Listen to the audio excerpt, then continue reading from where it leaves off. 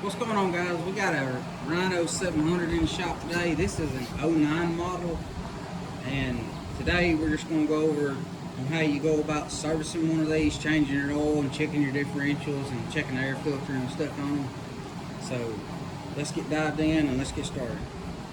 So back here on the rear, just below your muffler, is going to be the plug for your rear differential.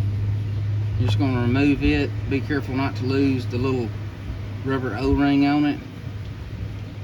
And all you're going to do is just going to look in here, and you should be able to see it. And as you see right there, we can see it sloshing up and down just a little bit on the gear there. And that's all we want to do, is just be able to see it right there. And when you're installing this, you want to make sure your rubber O-ring is on here. We're going to tighten this down with our hand. And now when you go to tighten this up, this does not have to be nothing that's extremely tight. We're just going to snug it, and that's all it needs. Now we're going to move around to the front. Right here on the front, the plug's going to be right here on the side facing your front left tire. And on this one here, we're going to do the same thing. We're just going to remove it. It has a flat washer on it to make sure it seals good. You want to make sure you don't lose it. Just going to pull it out, make sure that your fluid's to the bottom of the threads, and then reinstall it. Just do it the same way you did the back. So once you get your front filled up and everything, if it needs any, we're going to go up here to the air filter. It's located right next to the battery. You've got two of these little pins. These pins screw in. They got a little finger X grip on them. You can see they just screw in. There's one on each side right here, just located on each side. We're going to take them out, and this piece here just pulls up. And you got two snaps on the side, each side, and one snap in the front. Once you get that off, this just pulls up and lifts off to check our air filter. And this air filter here, we've just replaced it. To replace it, you simply just pull it off, pull your inner piece out, and slip your new one on, and then slide it back down in. Then install your cover and your other piece back on, and put your top pins back in.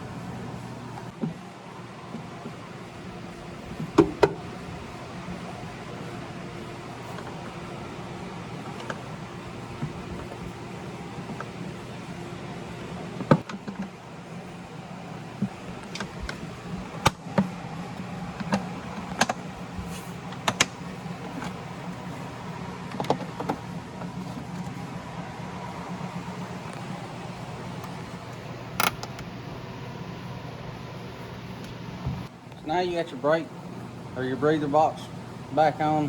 We're gonna move down here. It's a good idea to check your brake fluid while you're checking everything else. Just remove this. It does have a fill line on it, which is right here at the top. And if you do overfill this, it's not really a big deal, but try not to, or you will make a mess. And that's about right there. If anyone's curious what brake fluid, it recommends .4. Usually says on all the caps of all your ATVs and UTVs of whichever one you're replacing it in. This one here is not going to cooperate. There we go. Now we're going to check the purity of the antifreeze to see how cold it's recommended for it, or how cold it will withstand in cold temperatures. And by our tester here, 4 is floating, and 4 says it's good for -25. So the antifreeze good.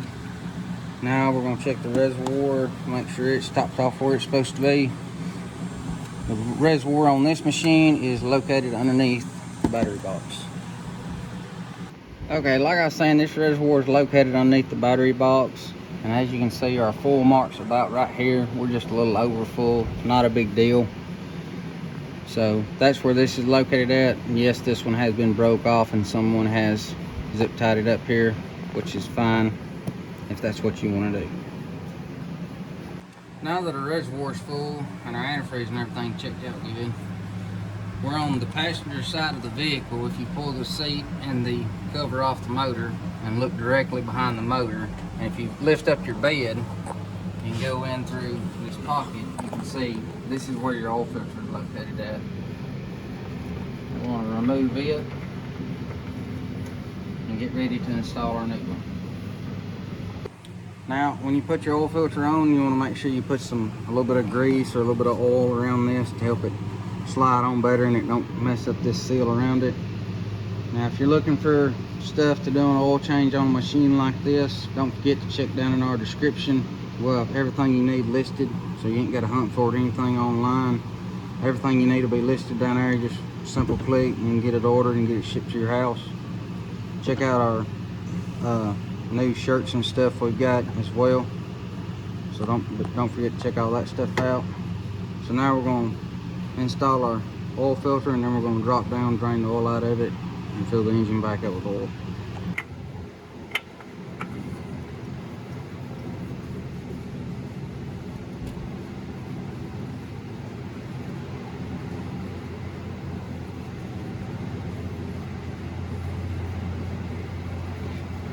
You just hand tight. This does not have to go on with any type of ratchet or anything like that. So hand tight is good enough.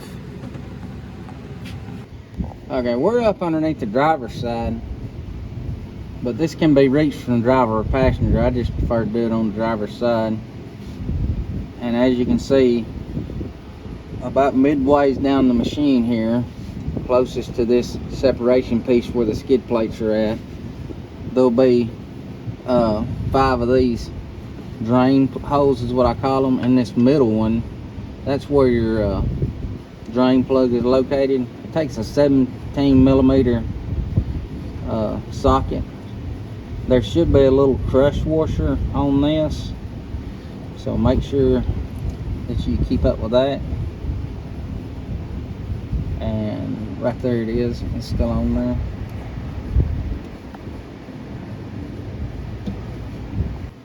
Now that we got all our oil drained out of it, make sure our crush washer is still on there and everything looks good. We're going to reinstall our drain plug.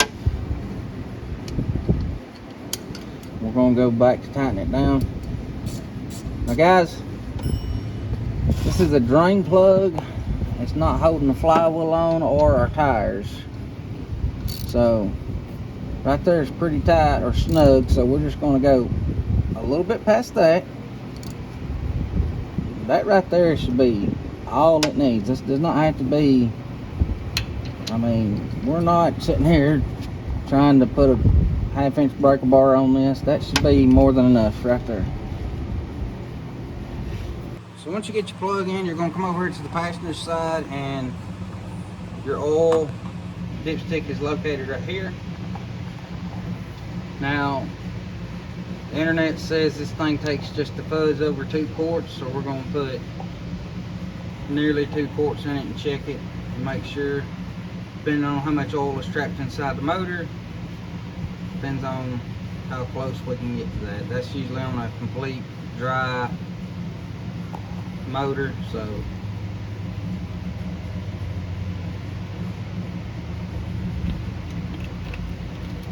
now that we got our oil in here, we're going to install our dipstick, check it to see where we're at, make sure we're in the safe zone. Then we're going to crank the machine to let it fill up our oil filter and everything, then let it sit for just a moment and check our oil to make sure we don't need to top it off.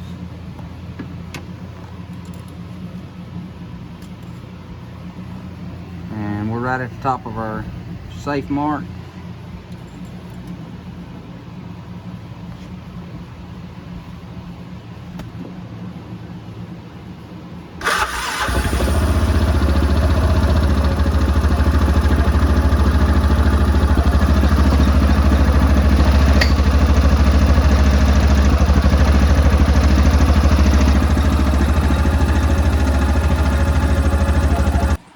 So we just shut it off, let it sit for a minute or so, and as you can see, it's went down about halfway on the stick, which you're still in the safe zone, but I like for mine to be still pretty close to the top of the checkered marks, but either way it's fine. But we're just going to top it off a little bit more. But that's pretty much it. If you guys find videos like this helpful, don't forget to hit that subscribe button, like the video, and as always, we'll catch you in the next one.